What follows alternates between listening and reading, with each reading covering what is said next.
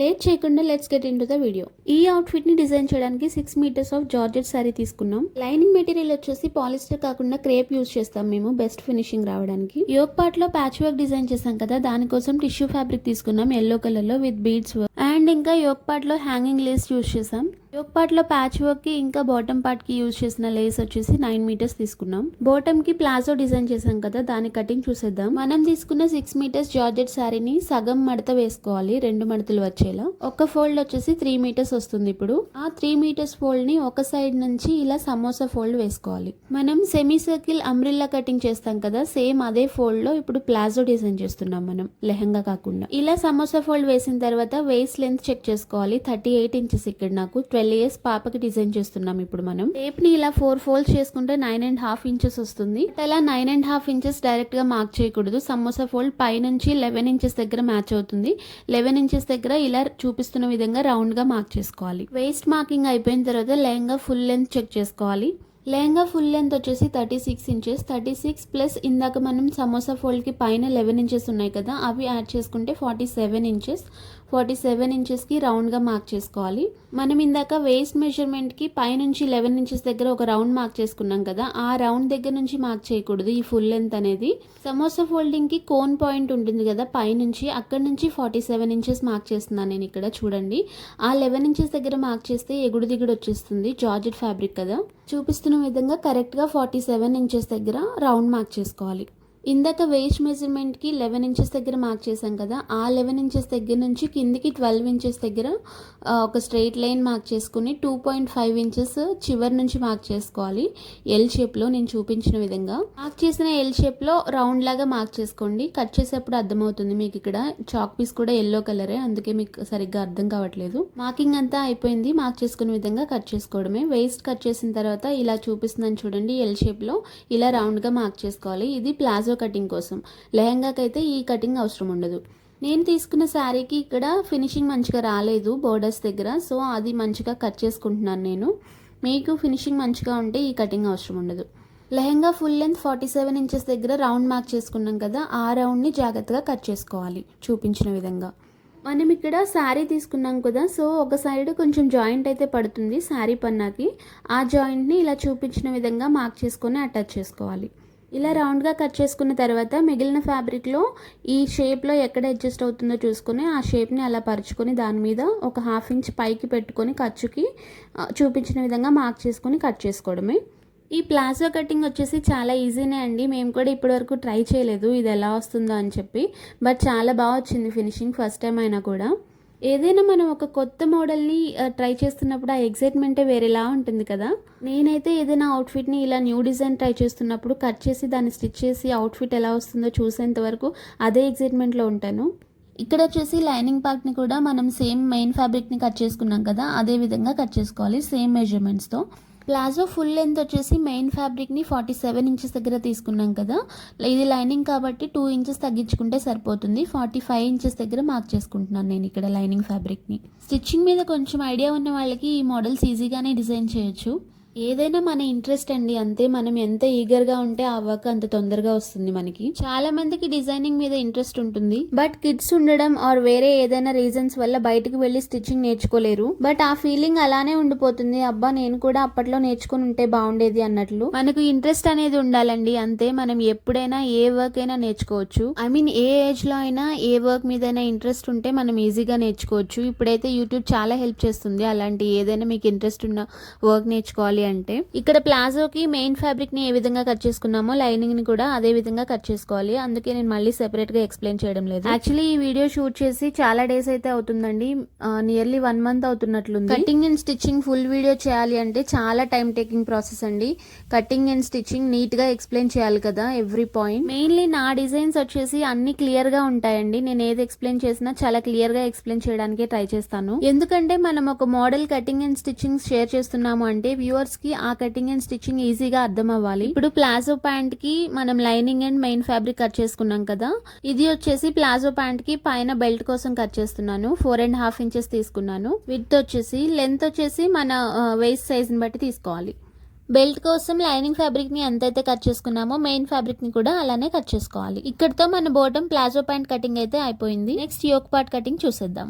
Yoke part cutting కోసం first lining fabric ని cut చేసుకోవాలి. చూపించిన విధంగా 4 ఫోల్డ్స్ లో ఫోల్డ్ చేసుకోవాలి.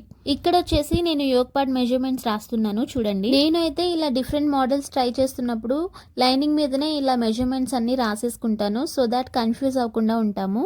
ఎవ్రీ టైం ఫోన్ లో చూసే అవసరం లేకుండా ఉంటుంది. ఇలా నీట్ గా అన్ని మెజర్మెంట్స్ రాసుకున్న తర్వాత కటింగ్ ని స్టార్ట్ చేద్దాం. నేను ఇక్కడ యోక్ పార్ట్ లెంత్ వచ్చేసి 22 ఇంచెస్ తీసుకున్నాను. ఇది స్టిచ్చింగ్ అయిపోయిన తర్వాత రెడీ అయిన తర్వాత 21 ఇంచెస్ కి వస్తుంది. ఈ లెంత్ వచ్చేసి 12 to 18 ఇయర్స్ గర్ల్స్ కి ఎవరికైనా సరిపోతుందండి. మ్యాక్స్ 5'2" హైట్ ఉన్న వాళ్ళ వరకు సరిపోతుంది. షోల్డర్ విత్ వచ్చేసి 7 ఇంచెస్ తీసుకున్నాను. 3 ఇంచెస్ షోల్డర్ వైపు కి అండ్ 4 ఇంచెస్ నెక్ వైపు కి ఉంచాను. ఆర్మ్ హోల్ డౌన్ వచ్చేసి 6.5 ఇంచెస్ కి మార్క్ చేస్తున్నాను. పెద్దవాళ్ళకైతే 7 ఇంచెస్ వరకు తీసుకోవచ్చు. ఆర్మ్ హోల్ డౌన్ 6.5 ఇంచెస్ కి మార్క్ చేసిన తర్వాత స్ట్రైట్ గా ఇలా ఎల్ షేప్ లో ఒక లైన్ ని మార్క్ చేసుకోవాలి. చూపిస్తున్న విధంగా ఎల్ షేప్ కార్నర్ లో 1.5 ఇంచెస్ కి ఇలా రౌండ్ గా మార్క్ చేసుకోవాలి. ఇక్కడ మనం తీసుకున్న మెజర్మెంట్స్ లో చెస్ట్ వచ్చేసి 32 ఇంచెస్. టేప్ ని ఇలా చూపిస్తున్న విధంగా 4 ఫోల్డ్స్ లో ఫోల్డ్ చేసుకోండి. 32 ఇంచెస్ దగ్గర 8 ఇంచెస్ వస్తుంది కదా, నేను 8.5 ఇంచెస్ కి మార్క్ చేస్తున్నాను. కొంచెం లూజ్ ఉన్నా పర్వాలేదని చెప్పారు. మార్జిన్ కూడా కొంచెం ఎక్కువగా పెట్టమన్నారు. సో 2.5 ఇంచెస్ అయితే మార్జిన్ తీసుకున్నాను నేను. ఇక్కడ చెస్ట్ మెజర్మెంట్ మార్క్ చేసుకోవడం అయిపోయింది కదా. నెక్స్ట్ వేస్ట్ మెజర్మెంట్ వచ్చేసి 26 ఇంచెస్. చూపించిన విధంగా 26 ఇంచెస్ దగ్గర టేప్ ని 4 ఫోల్డ్స్ లో చేసుకోవాలి. నేను ఇక్కడ వేస్ట్ వచ్చేసి 8 ఇంచెస్ తీసుకున్నాను. చెస్ట్ కంటే ఒక 1/2 ఇంచ్ తగ్గించాను.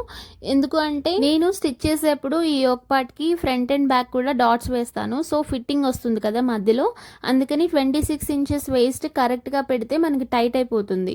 అందుకనే నేను ఇక్కడ చెస్ట్ కంటే ఒక 1/2 ఇంచ్ తగ్గించాను. మార్క్ చేసుకునే విధంగా కట్ చేసుకుంటే యోక్ పార్ట్ కటింగ్ అయిపోతుంది.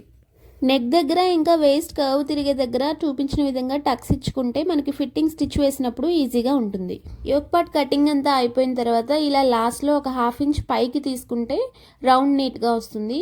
యోక్ పార్ట్ కి బాటమ్ లో ఇలా మిడిల్ తెలియడం కోసం టక్స్ ఇచ్చుకున్నాను నేను. స్టిచ్ చేసేప్పుడు ఈజీగా ఉంటుంది. యోక్ పార్ట్ కి 2 పార్ట్స్ కట్ చేసాం కదా. ఫ్రంట్ పార్ట్ ఒకటి తీసుకొని ఇలా ఒక 1 ఇంచ్ లోపలికి తీసుకుని కట్ చేసుకోవాలి ఆర్మ్ హోల్ ని. హ్యాండ్స్ అటాచ్ చేసినప్పుడు నీట్ గా వస్తుంది ఇలా కట్ చేసుకుంటే. ఈ డ్రెస్ కి యోక్ పార్ట్ లో కింద జిగ్జాగ్ డిజైన్ ఇచ్చాను కదా నేను, దాన్ని కట్ చేస్తున్నాను చూడండి. 2 ఇంచెస్ దగ్గర ఇలా జిగ్జాగ్ గా మార్క్ చేశాను నేను. ఇది మీ అందరికీ అర్థం కావడం కోసం స్టేప్తో చూపించానండి నేను. మనం ఫ్రీ హ్యాండ్తో కూడా ఈ డిజైన్ని డ్రా చేసుకొని కట్ చేసుకోవచ్చు. ఇలా ఫ్రంట్ పార్ట్ని ఓపెన్ చేసి చూస్తే జిగ్జాగ్ డిజైన్ ఇలా కనిపిస్తుంది. నాకు చూసుకున్న తర్వాత కొంచెం ఇంకా కర్వ్ తిరిగితే బాగుంటుంది అనిపించింది జిగ్జాగ్. సో అందుకే మళ్ళీ కట్ చేసుకుంటున్నాను. ఫ్రంట్ పార్ట్లో స్లిట్ ఇచ్చాం కదా, దానికోసం మిడిల్కి కట్ చేస్తున్నాను చూడండి. ఇలా కట్ చేసిన తర్వాత లేసెస్ అన్నీ అటాచ్ చేశాక మళ్ళీ ఈ రెండింటిని అటాచ్ చేస్తాం మనం.